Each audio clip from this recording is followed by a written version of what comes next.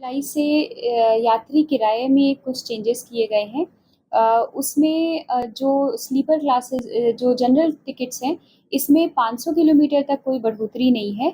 500 kilometre से 1500 kilometre के किराए में 5 रुपए की बढ़ोतरी करी गई है और 1500 किलोमीटर से 2500 किलोमीटर तक के किराए में 10 रुपए की बढ़ोतरी की गई है। ये जनरल टिकट के लिए लागू होगा।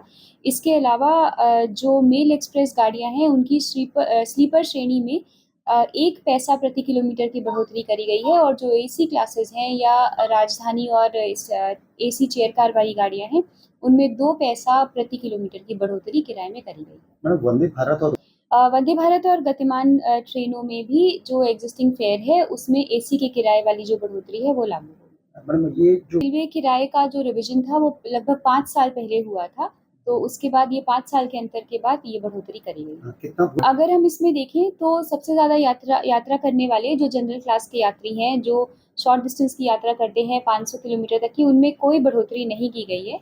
उसके बाद 500 से 1500 किलोमीटर की एक लंबी रेंज में सिर्फ 5 रुपए की बढ़ोतरी करी गई है। तो रेलवे के हिसाब से बहुत न्यूनतम किराया बढ़ाया गया है और एसी क्लासेस में भी सिर्फ 2 पैसे प्रति किलोमीटर की बढ़ोतरी है, जिससे बहुत ज़्यादा असर नहीं पड़ेगा। मैडम यात्रियों में सबसे रेलवे बोर्ड की जो लेटेस्ट गाइडलाइंस है, उसके हिसाब से जो सबअर्बन ट्रेनें होती हैं, उनमें कोई बढ़ोतरी नहीं है और साथ ही जो एमएसटी का टिकट बनता है महीने वाला, उसमें भी कोई बढ़ोतरी नहीं